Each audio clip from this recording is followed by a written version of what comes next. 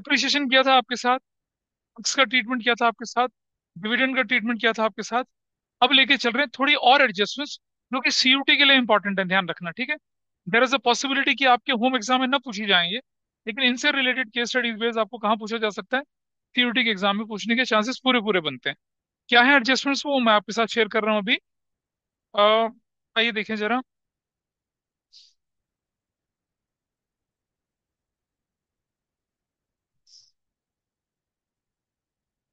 क्या document visible है आपको, those were online, is it visible? Yes sir. चलिए पहुंच जाइए आप फटाफट से पेज नंबर।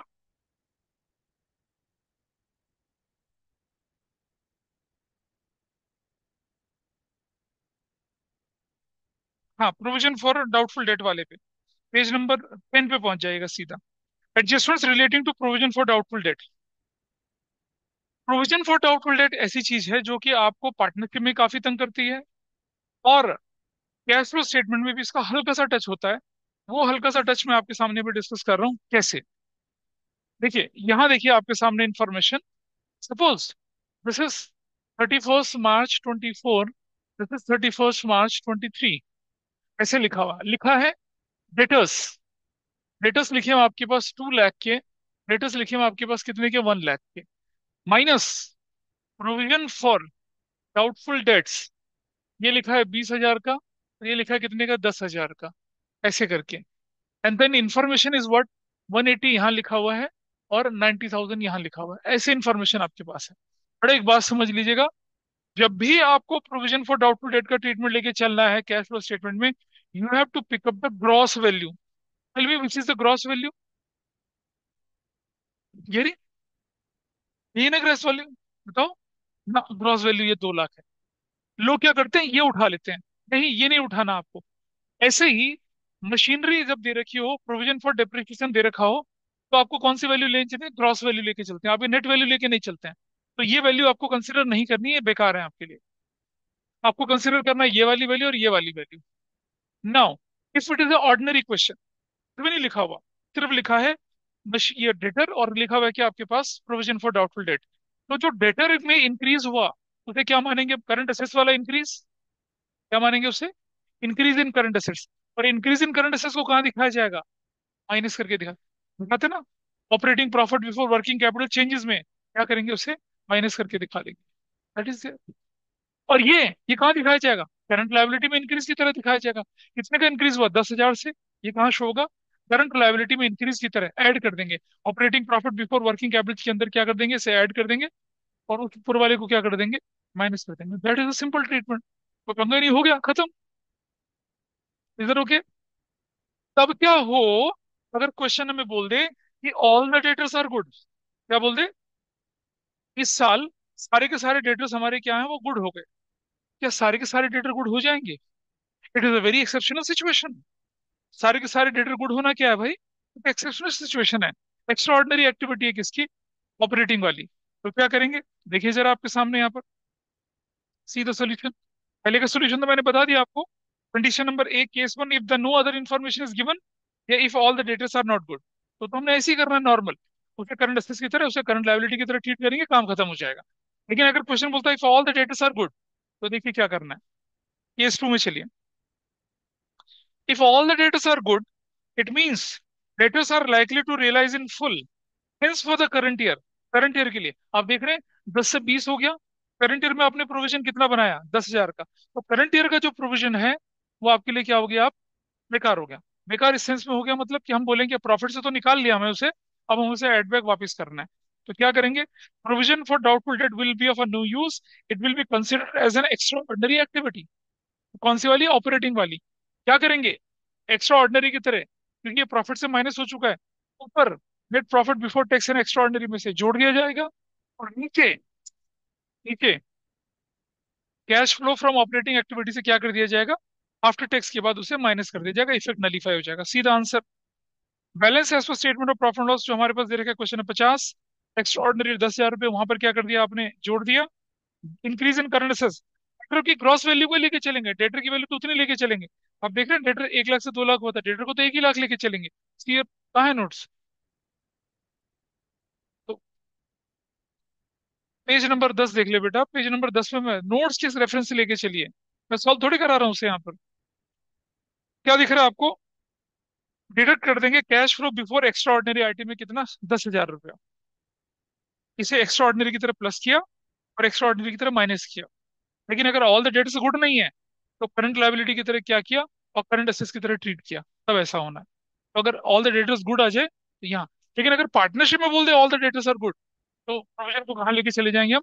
रिवैल्यूएशन अकाउंट के अंदर लेके चले जाएंगे और हमारे लिए फायदा हो जाएगा, क्योंकि प्रोविजन का इस्तेमाल कर नहीं रहे, रिवैल्यूएशन में डाल देंगे। This is fine with everybody. चलिए, ये पॉइंट क्लियर है या नहीं है? ऑल द डेटर्स गुड का। आगे चलते हैं। अब है इंटेंजिबल एसेट से रिलेटेड एडजस्टमेंट्स। रिजर्व सरप्लस पे नोट नंबर 1 बोला, और प्रॉपर्टी प्लांट इक्विपमेंट में नोट नंबर 2 बोला। आइए जरा चलें, क्या इन्फॉर्मेशन आपके सामने वो देख लेते हैं। आप देखिए, पिछले साल आपका जो प्रॉफिट था वो था, वो लॉस था 50,000 का। इस साल क्या हो गया, आपको प्रॉफिट हो गया कितने का? 1 लाख रुपए का। तो बताइए अल्टीमेट प्रॉफिट कितना है? 50,000 का ना? हाँ, कितना है? 50,000 का। आओ बताता हूँ कैसे। देखो जरा ध्यान से। अरे भैया, net profit as per statement of profit loss कैसे लिखते हो आप? Net profit as per statement of profit and loss आप लिखते हो क्या? करंट ईयर का, करंट ईयर की वैल्यू कितनी है? 1 लाख, माइनस प्रीवियस ईयर का कितना? 50,000। और प्रीवियस ईयर में तो माइनस था ना, तो करंट ईयर का प्रॉफिट कितना हो गया? 1.5 लाख। ऐसे होता है। अरे यू हैड माइनस प्रॉफिट, पहले -0 पे आया होगा, फिर 1 लाख बढ़ा होगा, तो टोटल कितना बढ़ा होगा? 1.5 लाख बढ़ा होगा ना। Current year minus opening, current year minus previous year. Current year का प्रॉफिट 1 लाख, प्रीवियस ईयर का -50, 1 लाख माइनस माइनस कितना बन गया? 1,50,000। इसका मतलब ये है ना, 50,000 नेगेटिव कर देते हैं लोग, ऐसा नहीं करना भाई। करंट ईयर में से प्रीवियस ईयर माइनस कर रहे हैं आप, वैल्यू वैसा करके दिखा रहे हैं। देखिए आगे यहाँ पर क्या हो रहा है। अब देखिए, गुडविल की वैल्यू क्या हो चुकी है? घट चुकी है। कॉपीराइट की वैल्यू क्या हो चुकी है? बढ़ चुकी है। और पेटेंट की वैल्यू क्या हो चुकी है? बढ़ चुकी है। चलिए एक एक करके लेके चलते हैं। प्रॉफिट का तो मैंने बता दिया कैसे सिस्टम चलना था। गुडविल की वैल्यू घटने का मतलब क्या है? गुडविल अमोर्टाइज्ड, कहाँ जाएगा? नॉन कैश नॉन ऑपरेटिंग में गुडविल अमोर्टाइज रिटर्न ऑफ लिखते हैं 10,000 का। वंडरफुल। कॉपीराइट की वैल्यू कितनी हुई? 90 से बढ़कर कितना हो गया? 110। कॉपीराइट परचेज कर लिए, कहाँ जाएंगे? इन्वेस्टिंग एक्टिविटी के अंदर क्या जाएगा? Copyright purchase 20,000। और पेटेंट की वैल्यू कितनी थी? अंडा, पेटेंट कितने का हो गया? 40,000 का। तो पेटेंट परचेज कितना हुआ? 40,000 का। ऐसा करेंगे and your answer is wrong, क्योंकि आपने एडजस्टमेंट नहीं पढ़ी। क्या लिखा है नीचे? Patent amortise during the year is 20,000। क्या लिखा है? Patent amortise during the year क्या लिखा? 20,000। आइए मैं बताता हूँ कैसे। आप बनाएंगे यहाँ पर पेटेंट्स अकाउंट, बना लिया। Patents account is an assets account, credit यहाँ लिखा, डेबिट यहाँ लिखा। बैलेंस बीडी, पेटेंट की बैलेंस बीडी कितनी है? निल, कोई बैलेंस बीडी नहीं है। लेकिन पेटेंट की बैलेंस सीडी कितनी दे रखी है? 40,000 दे रखा है, ठीक है। और क्वेश्चन में ये भी बोला कि पेटेंट अमोर्टाइज्ड हुए हैं। अगर पेटेंट खरीदे जाएंगे तो डेबिट साइड में, अमोर्टाइज होंगे तो क्रेडिट साइड में। यहाँ जाएंगे, क्या लिखेंगे यहाँ पर हम लोग? Statement of profit and loss. क्या लिखेंगे? पेटेंट्स अमोर्टाइज्ड, अमोर्टाइज्ड कितने के? 20,000 के। टोटल कितना हो गया? 60,000। टोटल कितना हो गया? 60,000। टोटल कितना हुआ? 60,000। बैंक बोल के क्या लिखेंगे? परचेज। बैंक बोल के क्या लिखेंगे? परचेज 60,000। भाई परचेज 40 नहीं हुई, परचेज 60 हुई है। देखो, आपके पास क्लोजिंग बैलेंस कितने का पड़ा हुआ है? 40,000 का। और ये क्लोजिंग बैलेंस 20,000 कम करने के बाद है, और ओपनिंग में वैल्यू 0 है। तो जो भी आपने किया वो इस साल परचेज किया। 40 दिख रहा है, 20 खत्म हो गया, तो टोटल कितना परचेज किया? 60 का परचेज किया। तो ये क्लोजिंग बैलेंस की कोई वैल्यू नहीं होती। ये कहाँ जाएगा? ये जाएगा ऑपरेटिंग के अंदर, प्लस हो जाएगा। और ये क्या जाएगा? इन्वेस्टिंग के अंदर माइनस हो जाएगा। नॉन कैश नॉन ऑपरेटिंग क्या? एक्सपेंस की तरह पेटेंट अमोर्टाइज लिखे जाएंगे 20,000 के। और इन्वेस्टिंग के अंदर क्या लिखा जाएगा? आउटफ्लो लिखा जाएगा कितने का? 60,000 का। That is done. See the answer what we have written there. देख लीजिए क्या लिखा है, देख रहे हैं? Goodwill amortise, patent amortise, clear है। प्रॉफिट की value 150, purchase of patent 60,000, purchase of copyright 20,000 रुपया। ठीक है, चलो, ये कंसेप्ट हुआ पूरा। एक और कंसेप्ट से देखते हैं अब आपके सामने। आपको बोला गया क्वेश्चन में शेयर कैपिटल 10 से 15 लाख हो गई, और 8 लाख से घटकर कितने हो गए, 3 लाख हो गए। अगर ये क्वेश्चन नॉर्मल होता, कुछ भी ना दे रखा होता, सिर्फ लिखते हैं कि रिजर्व 8 से घटकर 3 हो गए, तो जो 5 लाख का डिक्रीज रिजर्व उसे कैसे दिखाता? कोई बताएगा मुझे online? How would I shown that decrease in 5 lakh? Reserve लिखते, नेगेटिव में लिख देते, खत्म। Net profit before tax and extra ordinary में लिखते net profit as per statement of profit loss, जो फिगर आती, कैपिटल रिजर्व ब्रैकेट में 5 लाख। बढ़ जाता तो क्या करते थे, ट्रांसफर टू रिजर्व करते थे ना, प्लस घट जाएगा तो माइनस कर देंगे, खत्म। और क्वेश्चन में ऐसा भी कुछ नहीं लिखा कि कुछ रिजर्व यूज हुआ है, लेकिन इस क्वेश्चन में लिखा है। क्या लिखा है इस क्वेश्चन में, देखिए इस क्वेश्चन में क्या लिखा है। आपके शेयर कैपिटल 10 से 15 लाख हो गया, और रिजर्व आपके 8 लाख से घटकर कितना रह गया, 3 लाख रह गया। और क्या बोला, during the year 2022-23 X limited has issued bonus share in the ratio of 2:1 by capitalising reserve. यानी कि बोनस शेयर आपने रिजर्व को यूज करके करे। आइए मैं देखता हूँ जरा क्या हुआ। अब आप देखेंगे कि आपके पास शेयर कितने थे, आपके पास शेयर कितने थे, 10 लाख। इस पर बोनस शेयर, बोनस शेयर कितने इशू करे जाएंगे, हमें नहीं पता। तो कैसे करूंगा मैं? अगर हमारे पास दो शेयर थे तो बोनस शेयर एक इशू किया। अगर एक है तो बोनस शेयर कितने इशू किया, 1/2 किया। और अगर हमारे पास शेयर कितने, 10 लाख के, तो बोनस शेयर कितने के इशू हुए, 5 लाख के। अब देख रहे हैं अपने क्वेश्चन में, जो इक्विटी शेयर कैपिटल 10 से 15 लाख हो रही है, इसका मतलब 5 लाख के बोनस शेयर इशू हुए, और उतनी वैल्यू से क्या हो रहा है, रिजर्व कम हो रहा है।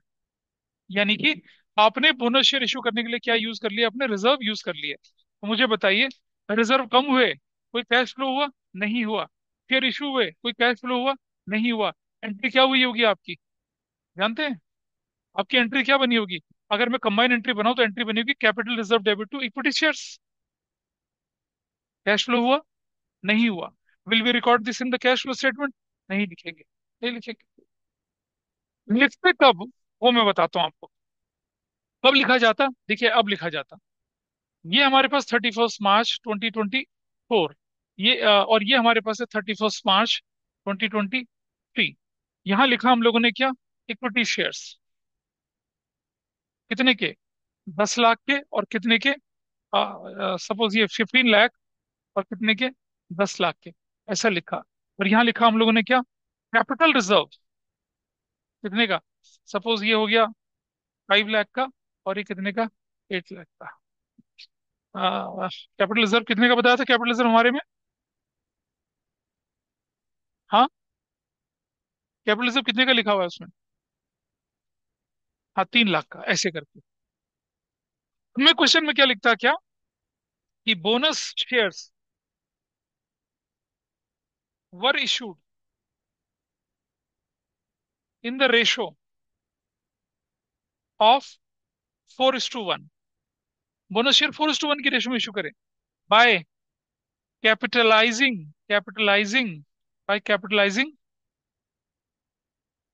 रिजर्व्स, ये लिखा ऐसे।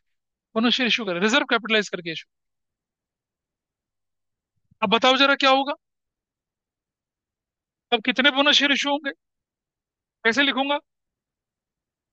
4 पे 1 था, तो 1 पे कितना हो गया, 1/4 हो गया। 10 लाख पे कितना हो गया, 10 लाख करूंगा तो कितना हो जाएगा बताइए, 2,50,000। यानी कि 10 लाख से बोनस शेयर कितने शेयर, 250 के। बचे हुए 250 कैसे हुए, कैश में हुए। टोटल 5 लाख बढ़ा ना, 5 लाख में 250 तो बोनस शेयर हो गया, उसको तो रिकॉर्ड नहीं करेंगे। बाकी के बचे हुए का क्या करना है, वो कैश में माना जाएगा। यहाँ आ जाइए, 8 लाख से घटकर कितना हो गया, 3 लाख, है ना?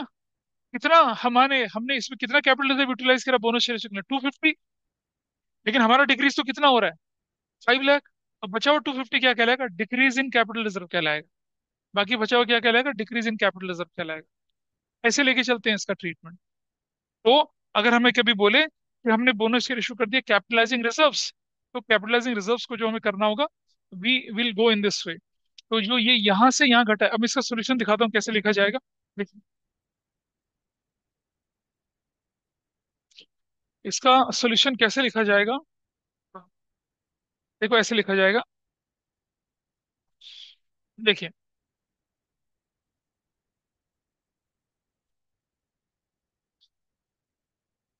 आप लिखेंगे यहाँ पर, सबसे पहले आप लिखेंगे यहाँ पर, ऑपरेटिंग में तो जाना नहीं है, इसका कुछ नहीं जाएगा ऑपरेटिंग में।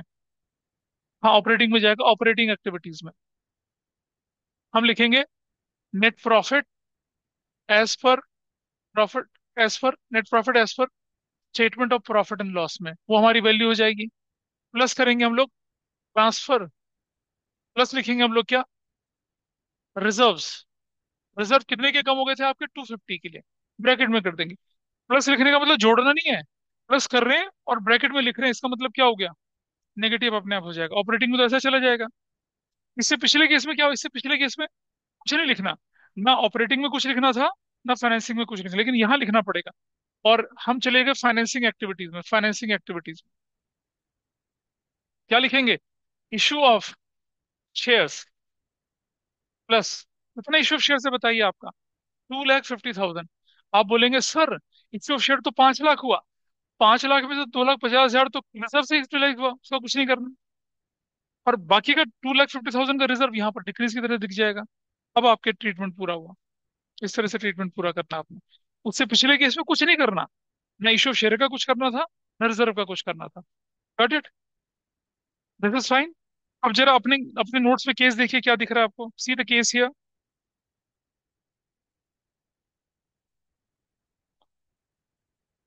अगला केस भी क्या दिख रहा है, सेम सिचुएशन है। 10 लाख से कितना हो गया, 18 लाख हो गया। और 8 लाख से कितना हो गया, 3 लाख हो गया। और बोला in 2023 equity bonus share in the ratio 2:1 by capitalising reserves. 10 से कितने बनने थे, 15 बनने थे ना, लेकिन यहाँ तो 18 बन गए। इसका मतलब क्या हुआ, 3 लाख क्या हो गया, इक्विट शेयर्स कहाँ जाएगा, फाइनेंसिंग के अंदर। और रिजर्व तो 5 लाख से कम हो रहे हैं, उससे कोई फर्क पड़ नहीं रहा। Will go into that. I think this is fine. नीचे नोट में भी लिखा है, increase 5 lakh in equity share capital due to issue of bonus shares and reserves are being used issue bonus shares. ठीक है, ऐसा कर लिया। Got it? और इसीलिए बोनस शेयर को तो आप लिखोगे नहीं कैश फ्लो स्टेटमेंट में। हाँ, 3 लाख रुपए का जो इंक्रीज है उसे फाइनेंसिंग में आप क्या करके दिखा देंगे, इनफ्लो करके दिखा देंगे।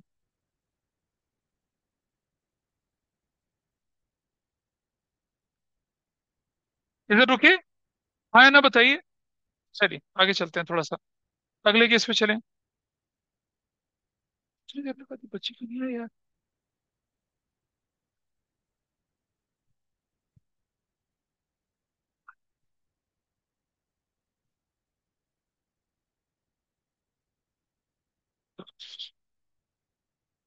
Can we move further now?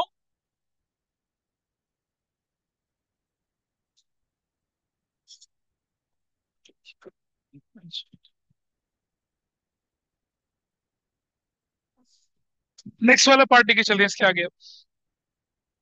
Interest on investment मजेदार चीज है, आप देखिए।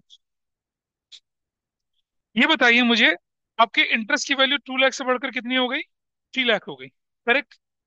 आपको लिखा है investment purchase eight the end of the year. अगर इन्वेस्टमेंट साल के आखिर में परचेज करें हैं, तो इंटरेस्ट कितना दिया जाएगा या लिया जाएगा, लिया जाएगा ना इंटरेस्ट। बताओ कितने लगेगा इंटरेस्ट। देखो बेटा समझो, अगर हमने नए इन्वेस्टमेंट खरीदे साल के आखिर में, तो interest on investment opening value पे मिलेगा। और अगर मैंने नई इन्वेस्टमेंट खरीदे साल के शुरू में, तो क्लोजिंग वैल्यू पे क्या मिलेगा, इंटरेस्ट मिलेगा। इस एग्जाम्पल में बताइए, इंटरेस्ट 2 लाख पे मिलेगा या 3 लाख पे मिलेगा? 2 लाख पे मिलेगा। कितना मिलेगा, 10%, कितना मिलेगा, 20,000। और इंटरेस्ट ऑन इन्वेस्टमेंट जो होता है वो non cash non operating receipt होती है। ऊपर ऑपरेटिंग से माइनस और नीचे इन्वेस्टिंग में प्लस, हिसाब बराबर, सीधा answer. Interest due on investment 20,000 जोड़ दिया, और इन्वेस्टिंग एक्टिविटी के अंदर इंटरेस्ट ऑन इन्वेस्टमेंट 20,000 प्लस कर दिया, और जो आपने परचेज ऑफ इन्वेस्टमेंट किया है उसे आपने माइनस कर दिया। आपका ट्रीटमेंट पूरा हो गया। यहाँ तक तो बढ़िया था। ठीक है जी, अगला वाला लेके चलते हैं केस भी। अब क्या लिखा है, इन्वेस्टमेंट की वैल्यू 2 लाख से घटकर कितनी हो गई, 180 हो गई। और क्या लिखा है, investments were sold at the end of the year. तो इंटरेस्ट किस पे लगेगा, ओपनिंग वैल्यू पे लगेगा। ओपनिंग वैल्यू कितने की, 2 लाख। 2 लाख का 10% कितना होता है? 20,000। लेकिन हमारे पास करंट असेट्स में दिख रहा है क्रूड इंटरेस्ट ऑन इन्वेस्टमेंट कितने का? 6,000 का। यानी कि 20,000 का इंटरेस्ट बनता था, जिसमें से सिर्फ 14,000 रिसीव हुआ, 6,000 तो मिला ही नहीं। इसको कैसे ट्रीट करेंगे? काफी कंफ्यूजन रहता है। कुछ बच्चे क्या करते हैं, करंट असेट्स के इंक्रीज की तरह से ट्रीट कर देते हैं। वो गलत हो जाएगा, वैसा नहीं कर सकते आप। तो आप क्या करेंगे? अच्छा, और कैश फ्लो कितने का हो रहा है? 20,000 इंटरेस्ट बनता था, 6,000 मिला नहीं, कैश फ्लो तो सिर्फ 14,000 का हो रहा है। तो आपको क्या करना चाहिए? नॉन कैश नॉन ऑपरेटिंग से तो 14,000 क्या करने चाहिए? माइनस करने चाहिए। और फाइनेंसिंग में क्या कर, सॉरी इन्वेस्टिंग में जाके क्या करना चाहिए? नहीं, क्या करना चाहिए?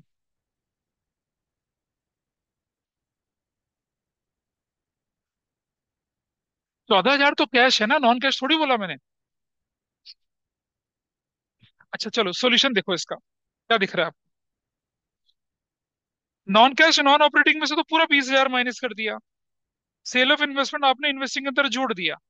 और जब आप इन्वेस्टिंग के अंदर गए, इंटरेस्ट ऑन इन्वेस्टमेंट कितना लिखा? भाई ऊपर वाला एग्जांपल देखो, अगर कोई एडजस्टमेंट ना होती तो ऊपर वाला 20,000 ऊपर माइनस और नीचे प्लस था। लेकिन यहाँ अरियर लिखा हुआ है, और बैलेंस शीट के अंदर आइटम दे रखा है अरियर, तो वो एक जगह जाएगा। एक जगह कैसे लिखा जाएगा? जब आप इन्वेस्टिंग के अंदर लिखोगे तो लिखोगे इंटरेस्ट ऑन इन्वेस्टमेंट ड्यू कितना था? 20,000। उसमें से कितना नहीं मिला? 6,000। तो जो एक्चुअल फ्लो हुआ वो कितने का हुआ? 14,000 का। ऐसे ट्रीट करेंगे। इसे करंट असेट्स के इंक्रीज डिक्रीज की तरह ट्रीट नहीं करना है। Please understand this point.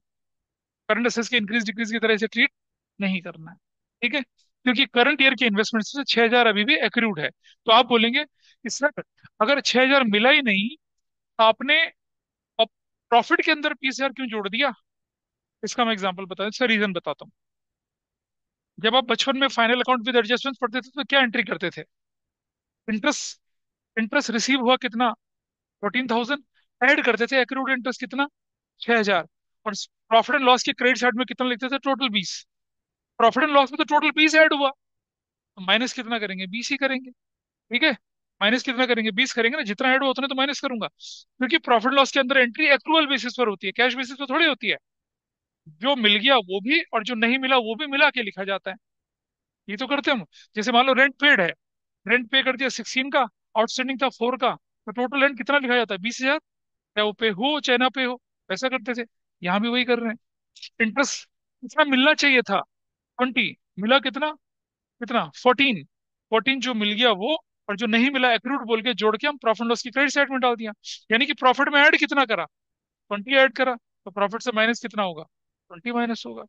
और फिर जब हम नीचे आए, अगर मेरे पास कोई इन्फॉर्मेशन ना होती तो मैं इन्वेस्टिंग के अंदर कितना जोड़ता? 20 जोड़ता। लेकिन अब हमारी बैलेंस शीट में बोल दिया कि 6,000 तो मिले नहीं है भाई। तो मिले कितने? 20 माइनस 14। 14 को लिख दिया। ऐसा ट्रीटमेंट होना है। तो आप कुछ भी इम्बैलेंस नहीं कर रहे हो, परफेक्टली ठीक कर रहे हो। गलती कहाँ हो जाएगी? आंसर तब भी मैच करेगा जब आप इन्वेस्टमेंट की एक्रूड इंटरेस्ट को करंट एसेस की तरह ट्रीट कर दोगे, इन एसेस को इंक्रीज की तरह क्या कर दोगे? माइनस कर दोगे। तो आंसर मैच करेगा आपका फाइनल, लेकिन ऑपरेटिंग का और इन्वेस्टिंग का आंसर अलग हो जाएगा। तो ट्रीटमेंट गलत हो जाता है। Is that okay?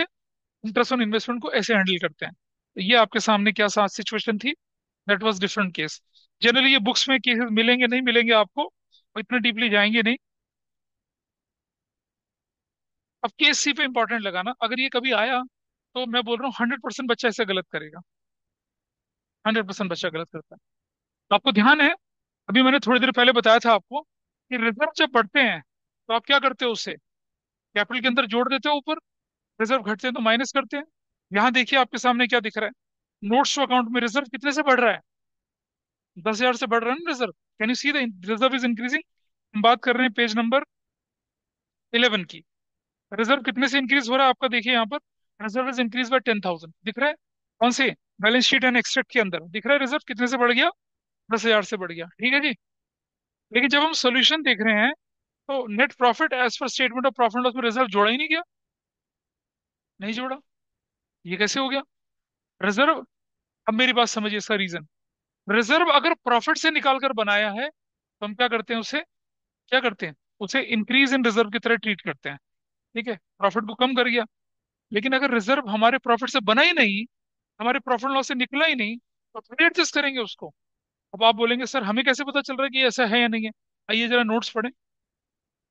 Notes accounts में क्या लिखा है? रिजर्व एंड सरप्लस लिखा है, कैपिटल रिजर्व्स क्या लिखा है? कैपिटल रिजर्व्स लिखा है, कैपिटल रिजर्व्स। कैपिटल रिजर्व्स में क्या लिखा हुआ है? Profit on sale of investment.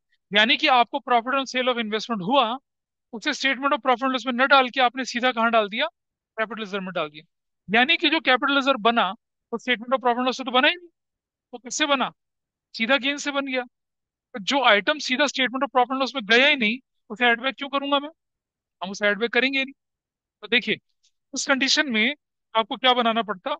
एक इन्वेस्टमेंट अकाउंट बनाना पड़ता। और चीजें कैसे हैंडल होती वो मैं दिखाता हूँ आपको। ये हमने इन्वेस्टमेंट अकाउंट बनाया था थोड़ी देर पहले। आइए मैं दिखा रहा हूँ।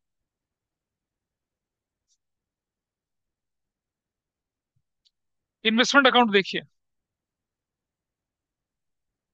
इन्वेस्टमेंट्स अकाउंट,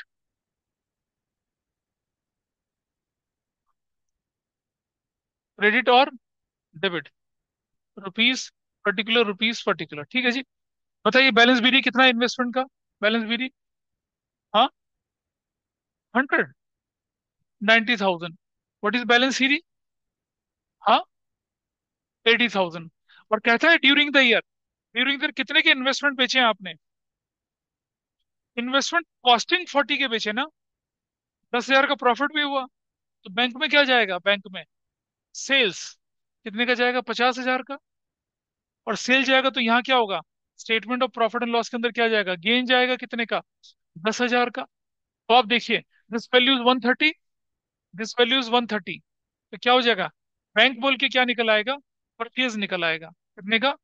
30,000 का। अब बना investment account. Opening value closing value का कोई यूज नहीं है भाई।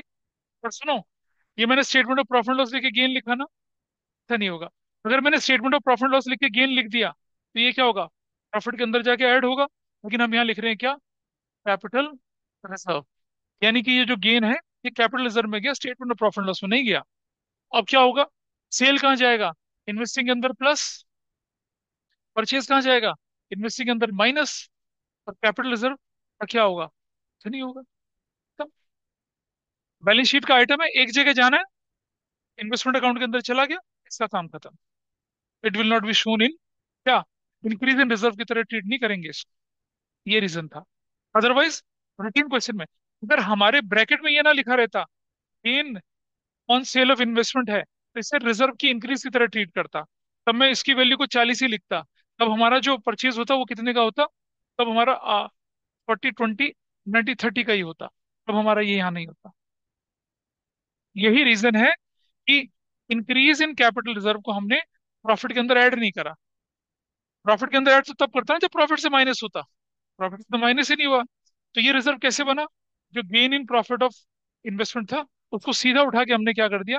कैपिटल रिजर्व के अंदर डाल दिया। ये है condition. This is the treatment. इसीलिए आप अब आप सॉल्यूशन देखिए अपना क्या दिख रहा है आपको। ऑपरेटिंग एक्टिविटी के अंदर क्या लिखा? Balance as per statement of profit जो भी होगा, इंटरेस्ट ड्यू ऑन इन्वेस्टमेंट कितना बनता है। अब आप ये देखिए, और इन्वेस्टमेंट कब आपने end of the financial year किया, तो इंटरेस्ट किस पे दोगे? आप 90,000 पे दोगे। 90,000 का 10% बनता है 9,000। ऊपर आपने ऐड कर दिया, ऊपर आपने क्या कर दिया? माइनस कर दिया 9,000। और इन्वेस्टिंग में जाके 9,000 आपने ऐड कर दिया। और सेल ऑफ इन्वेस्टमेंट 50,000 का। और परचेज ऑफ इन्वेस्टमेंट 30,000 का। और कैपिटल रिजर्व का कोई शो नहीं हुआ। क्यों नहीं हुआ? क्योंकि प्रॉफिट से निकला ही नहीं वो। इस तरह से हमने इसका ट्रीटमेंट किया। Got it?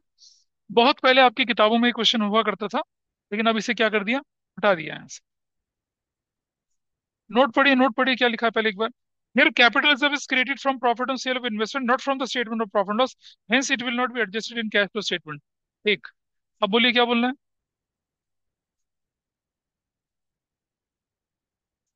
हाँ भाई देखो, चाहे डिवेंचर हो चाहे इन्वेस्टमेंट हो, ये तो टाइम पीरियड से कंसिडर होगा। टाइम पीरियड के हिसाब से चलेंगे ना इसमें। फिर हाँ, लेकिन equity share preference share time period के हिसाब से नहीं, तो वो तो पिछली क्लास में डिस्कस किया था शायद हमने। कोई बात नहीं, दोबारा कर लूंगा। हाँ, हाँ, वो क्लोजिंग वैल्यू से होगा। कैसे होगा मैं आपको फिर से याद दिला देता हूँ एक बार, क्योंकि आपने पूछ लिया तो मैं बता रहा हूँ। देखिए, ध्यान से देखिएगा वो कंसेप्ट। कैसे? देखिए, बंद कर दो उसको, कोई बात नहीं। वो कंसेप्ट कैसे है वो मैं दिखा रहा हूँ आपको यहाँ पर। आपके पास इंफॉर्मेशन थी 10% डिवेंचर्स। ये 10% डिवेंचर थे, मान लो 10 लाख के, और कितने के, 15 लाख के, ऐसे थे, ठीक है। या मान लो मैं बोलूं 20 लाख के, ऐसे थे। और फिर क्या था, 12% प्रेफरेंस शेयर्स। ये थे मान लो आपके 5 लाख के, और कितने के, 6 लाख के, ऐसे लिखा था। फिर लिखा था कि आपके पास इक्विटी शेयर्स, ये था मान लो 9 लाख का, और ये था मान लो कितने का, 12 लाख का, ऐसे लिखा हुआ था। एडजस्टमेंट में लिखा क्या, number one, debentures were, 10% debentures were redeemed, redeemed on 1 अक्टूबर 2023। एक, नंबर दो, new shares and debentures were issued on 31/12/2023। Number three, dividend on equity shares was paid on 1 दिसंबर 2023। ये देखिए ऐसे था। अब आप देखिए क्या होने वाला है। सबका सब हिसाब किताब जो जाएगा वो ऑपरेटिंग में भी जाएगा, और कहाँ जाएगा, फाइनेंसिंग में भी जाएगा। मैं क्या करता हूँ, अब आपके सामने ऑपरेटिंग और फाइनेंसिंग दोनों चीजें करके दिखा रहा हूँ, देखिएगा।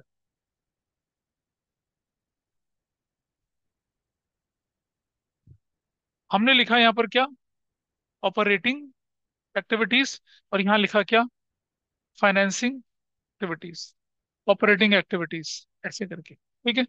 चलिए, पहली चीज, 10% डिवेंचर क्या हो गया, कम हो गया, तो फाइनेंसिंग के अंदर माइनस कर दिया क्या, 10% debenture. I hope this is fine with everybody. कितने रुपए से भाई, नहीं, बढ़ गए हैं, डिवेंचर बढ़ गए हैं, sorry, debenture is increase.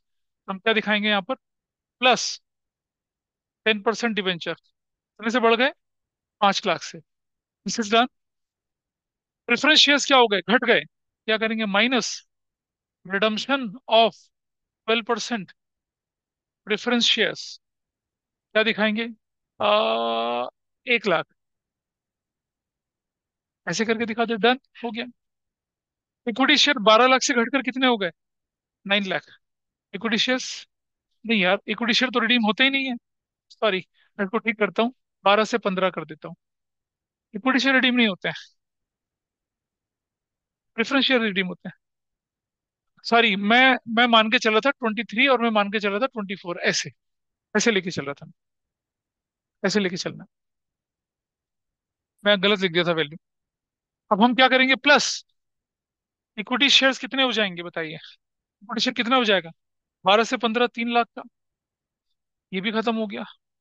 10% debentures were redeemed on 1 अक्टूबर 2023।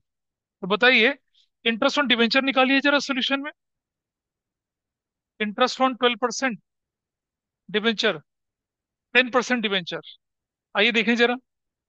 15 लाख पर कितना हो जाएगा, 10/100 इंटू 6/12, प्लस, प्लस देखिए, प्लस कितना हो गया, 20 लाख पर 10/100 इंटू 6/12, कितना हो गया, 15 लाख का 10%, 1.5 लाख, कितना हो, 75,000। और 20 लाख का 10% कितना हो, 1 लाख। 20 लाख का 10% 2 लाख, और आधा कितना होगा, 1 लाख। टोटल इंटरेस्ट कितना बन जाएगा, 1,75,000। इस पर कोई दिक्कत किसी को, जैसे इंटरेस्ट ऑन कैपिटल कैलकुलेट करते थे, या मैं क्या कर लूं, 15 लाख पे पूरे साल का निकाल लूं, और फिर बचे हुए 5 लाख पे क्या निकाल लूं, 6 महीने का निकाल लूं, ये निकलेगा आंसर। तो मैं क्या करूंगा, ऑपरेटिंग के अंदर क्या लिखूंगा, non cash, non operating payments के अंदर चले गए, क्या लिखा, add interest on 10% debenture, how much amount I right, 1,75,000। और यहां लिखूंगा माइनस इंटरेस्ट ऑन 10% डिवेंचर, कितने का लिखूंगा, 175। डन। इस पर कोई डाउट किसी को, ये पार्ट हो गया। जब हम डिवेंचर को लेके चलेंगे तो किसके हिसाब से लेके चल रहे हैं? टाइम पीरियड के हिसाब से। और अगर कहता क्या कि debentures were redeemed at the beginning, debentures were issued at the beginning, तो मैं क्या करता? 20 पे लगाता। Debentures at issued at the end, तो क्या लगाता? 5 पे। और सुनो, डिवेंचर तो हमारे क्या हुए यहाँ पर? इशू हो गए ना।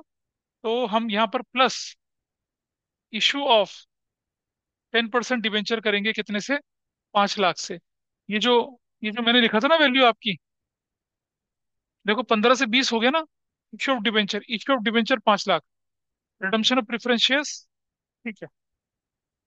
नहीं, हम तो लिख चुके हैं ना डिवेंचर तो पहले, सॉरी। हम ये इश्यू ऑफ डिवेंचर हो गया, ये इश्यू ऑफ शेयर्स हो गया। ये हमने क्या कर दिया? रिडम्पशन ऑफ प्रेफरेंस शेयर हो गया, ये इंटरेस्ट ऑन 10% डिवेंचर्स हो गया। हो गया। अब हम आगे किस पे?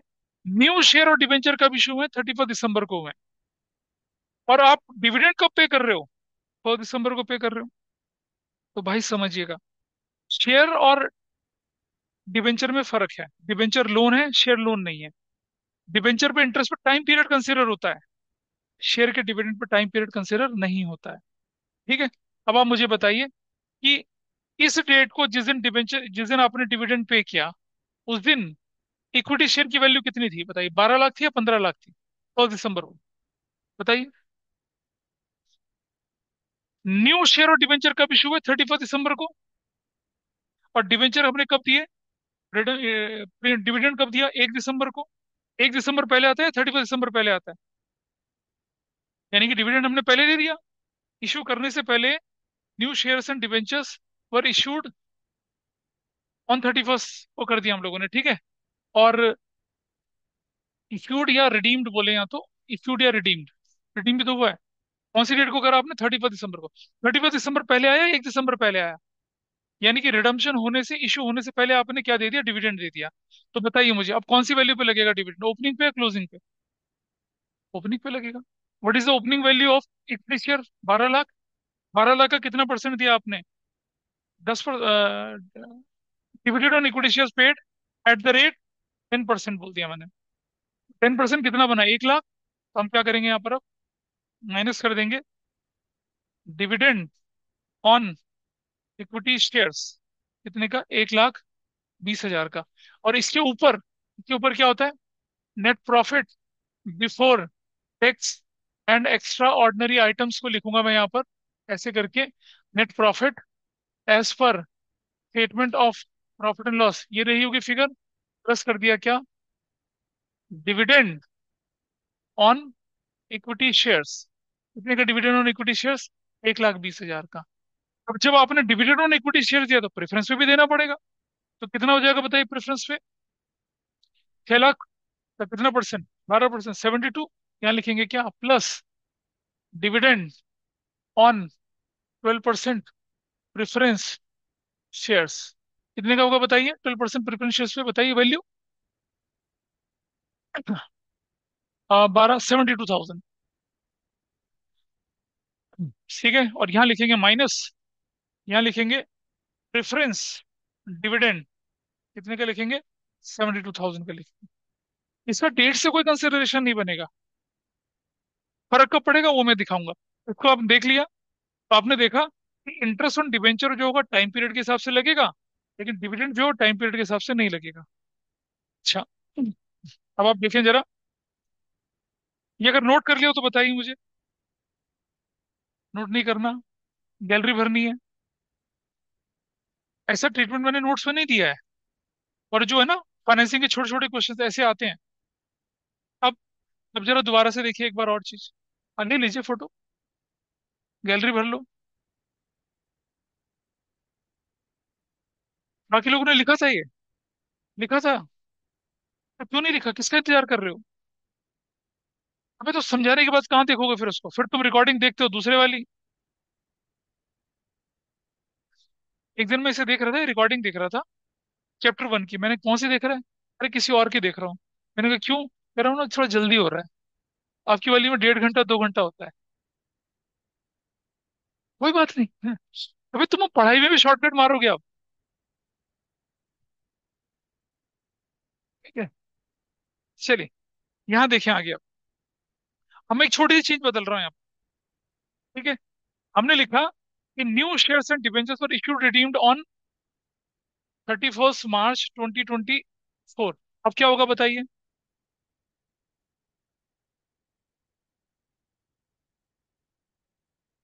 नए शेयर इशूड और रिडीम्ड हुए कौन सी डेट को? 31 मार्च 2024 को। लेकिन उससे पहले आपने क्या कर दिया था? डिविडेंड पे कर दिया।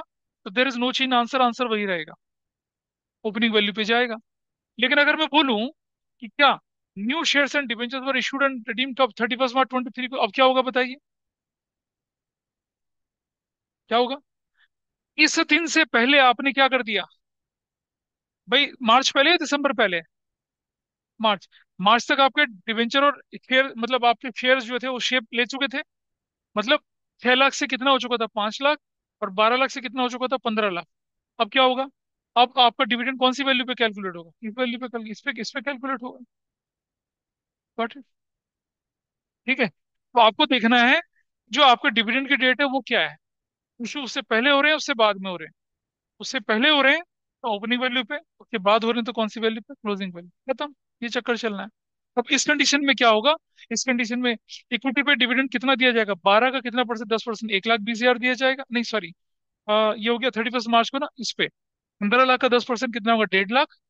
तो ऊपर 150 और नीचे 150, 120 की जगह कितना हो जाएगा? अब हो जाएगा कितना ये? This is 150 and this is also 150। और प्रेफरेंस कितना हो जाएगा? 5 लाख। 5 लाख 12 का कितना परसेंट है? 60। यहाँ लिखा जाएगा कितना? 60,000। और यहाँ कितना लिखा जाएगा आपका? Where is the value? ये वाली वैल्यू, 60,000। अब आपका आंसर ये बनेगा। तो कुल मिला के क्रक्स ये था कि जब आप शेयर और डिबेंचर को लेके चल रहे, तो डिबेंचर में तो आप टाइम पीरियड कंसिडर करेंगे इंटरेस्ट के लिए। शेयर में आप नहीं लेके चलेंगे। शेयर में तो वो डेट देखेंगे जिस डेट पे डिविडेंड दिए जा रहे हैं। Got it? अच्छा, अब अगर इसी क्वेश्चन के अंदर लिख दिया जाता डिविडेंड पेड, सिर्फ डिविडेंड पेड 2 लाख, तब क्या होता? कोई कैलकुलेशन नहीं होनी थी। डिविडेंड ऊपर प्लस और नीचे माइनस। ना इक्विटी देखते, ना प्रेफरेंस देखते, ना डेट देखते, ना कुछ नहीं देखते फिर, क्योंकि डिविडेंड पेड कितना बोला? 2 लाख। इस कैलकुलेशन से वो हमें नहीं पता। याद करिए पार्टनरशिप में जब ड्राइंग्स भी दे रखा होता था, rate of interest on drawing भी दे रखा होता था, इंटरेस्ट ऑन ड्राइंग भी दे रखा होता था, तो क्या हम रेट को कंसिडर करते थे? नहीं करते थे। जो इंटरेस्ट ऑन ड्राइंग की वैल्यू होती थी उसमें से अपना क्वेश्चन पूरा करते थे। तो ये इस तरह से ये वाला पार्ट खत्म हुआ। तो एक बच्चे ने क्वेश्चन पूछा कि अगर ड्यूरिंग द ईयर डिविडेंड की कैलकुलेशन आए तो कैसे करना है। सेम क्वेश्चन था, मैंने सिर्फ ये वैल्यू बदली, इसकी वजह से क्या हो गया? इक्विटी और प्रेफरेंस का डिविडेंड दोनों बदल गया। इसका ध्यान रखना है। यहाँ टाइम पीरियड नहीं कंसिडर करना कि शेयर की ओपनिंग वैल्यू पे दे दिया इतना, फिर दिसंबर तक उसके बाद उतना नहीं। डिविडेंड दिया जाता है शेयर होल्डिंग पर। और वो भी कौन सी शेयर होल्डिंग पर? इस डेट तक। इस डेट तक जितने आपके पास शेयर थे उन्हीं पे डिविडेंड मिलेगा। इस डेट से बाद में रिडीम हुए तो ओपनिंग पे, इससे पहले रिडीम हुए तो क्लोजिंग पर। ये ध्यान देना है। ठीक है। लेकिन डिवेंचर में ऐसा नहीं होता। डिवेंचर में देखना है साल के आखिर में डिवेंचर कब इशू हुए थे, कब रिडीम हुए थे, उसके हिसाब से इंटरेस्ट कैलकुलेट होता है। This is fine. चलिए, आ, अब जरा देखें कितना पार्ट बचा है हमारे पास। यही वाला पार्ट बचा है। एक है treatment of share issue expenses. छोटा सा पार्ट है, 5 मिनट का काम, इसे खत्म कर लेते हैं। हमें बताया था आपको शेयर इशू एक्सपेंस हो गया, अंडरराइटिंग कमीशन हो गया, इनकॉर्पोरेशन कॉस्ट हो गई, ये सब उसी फाइनेंशियल ईयर में राइट ऑफ हो जानी चाहिए। हो जानी चाहिए। और उसी फाइनेंशियल ईयर में राइट ऑफ करेंगे तो हम इसे मानेंगे एक्स्ट्रा ऑर्डिनरी एक्टिविटी। अगर उस फाइनेंशियल ईयर में राइट ऑफ नहीं हुई तो जिस फाइनेंशियल ईयर में जाके इसे राइट ऑफ कर रहे हैं वहां उसे फाइनेंसिंग का आउटफ्लो मानेंगे। देखिए क्या लिखा है। Share issue expense and underwriting commission are thrown as an outflow under financing activity as being expense on issue of shares if they are written off during the current year. अगर current year ही write off हुए हैं तो क्या करेंगे? Current year के profit में क्या एक्स्ट्रा ऑर्डिनरी की तरह प्लस होंगे और फाइनेंसिंग से माइनस हो जाएंगे। लेकिन अगर करंट ईयर में नहीं हुआ है तो सिर्फ फाइनेंसिंग का आउटफ्लो बन के देखेंगे। That is the treatment. It is to be noted that share issue expenses and underwriting commission are written off in the financial statements from securities premium, from capital reserve, and from statement of profit and loss. जबकि issue of debenture में क्या पढ़ा था हमने कि loss on issue of debenture, discount issue of debenture किससे right of होगा? Securities premium से और स्टेटमेंट ऑफ प्रॉफिट से, कैपिटल रिजर्व से नहीं बोला था हमने। ठीक है। लेकिन हम कैश फ्लो और कैश फ्लो और इशू ऑफ डिवेंचर को, वो अकाउंटिंग हो रही है, ये एनालिसिस हो रहा है। इसलिए हम ऐसा करें। एक छोटा सा एडजस्टमेंट और है, capital work in progress. Capital work in progress को क्या बोलते हैं भाई हम लोग? डेवलपमेंट एक्सपेंडिचर बोलते हैं। तो इसे इन्वेस्टिंग में क्या मानेंगे? आउटफ्लो की तरह ट्रीट करेंगे। इन्वेस्टिंग के अंदर आउटफ्लो माना जाएगा। याद है कैपिटल वर्क इन प्रोग्रेस क्या था? बिल्डिंग बन रही थी, अभी काम पूरा नहीं हुआ था, वो वाला एग्जाम्पल। तो 20,000 का इंक्रीज दिख रहा है, मतलब आपने और एक्सपेंडिचर कर दिए। इन्वेस्टिंग का आउटफ्लो, इन्वेस्टमेंट ही तो है वो। रिसर्च डेवलपमेंट की एक्सपेंडिचर, कैपिटल एडवांसेस, ये सब क्या कहलाएंगे आपके? इन्वेस्टिंग कहलाएंगे। कैपिटल वर्क इन प्रोग्रेस ही बोलते थे। नहीं, यहाँ लिख दिया इसको। डेवलपमेंट एक्सपेंसेस बोलेंगे इसको, क्या बोलेंगे? Development expenses.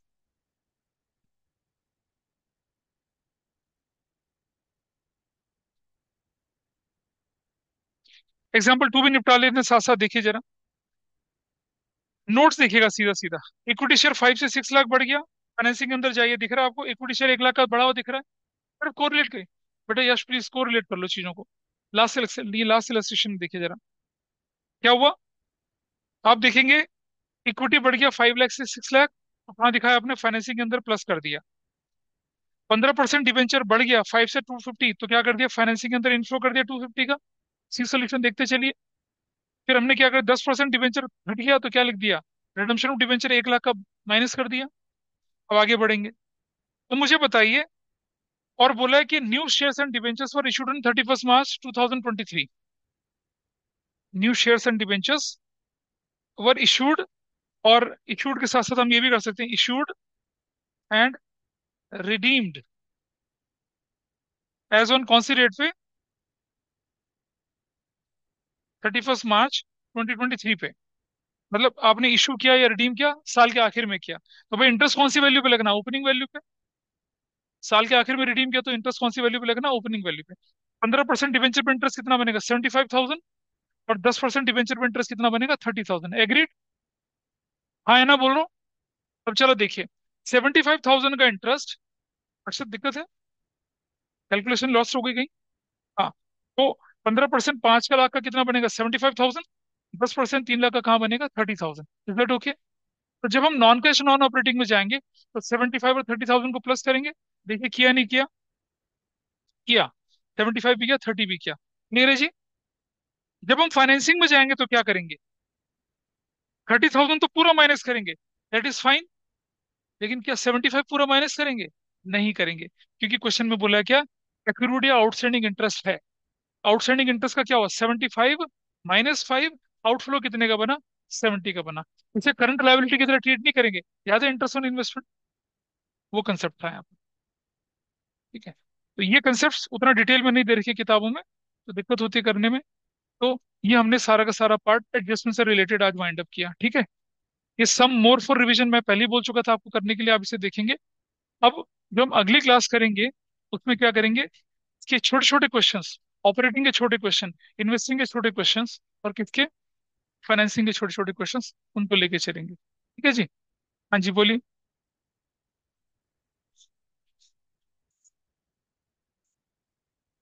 नहीं बेटा, नेक्स्ट ईयर में राइट ऑफ होते ही नहीं है, वो उसी साल राइट ऑफ होंगे। एक्सेप्शनल सिचुएशन में अगर राइट ऑफ होते हैं अगले साल ना, तो उस साल के स्टेटमेंट ऑफ प्रॉफिट लॉस में ऐड बैक करेंगे और फाइनेंसिंग से माइनस करेंगे। ठीक है ना? हाँ। नहीं, वो एक्स्ट्रा ऑर्डिनरी की तरह जाएगा ना वहां पर। हाँ।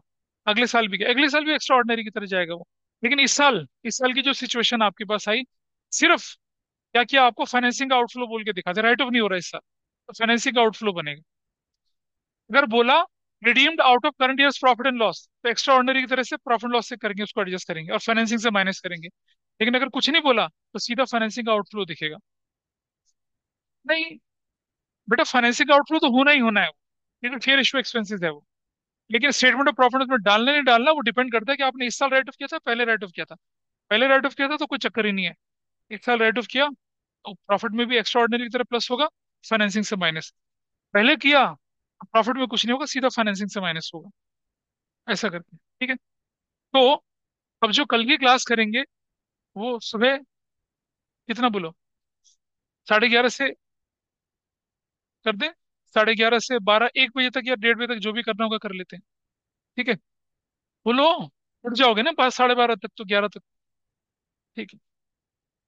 चलिए दैट्स ऑल फॉर टुडे, इसको वाइंड अप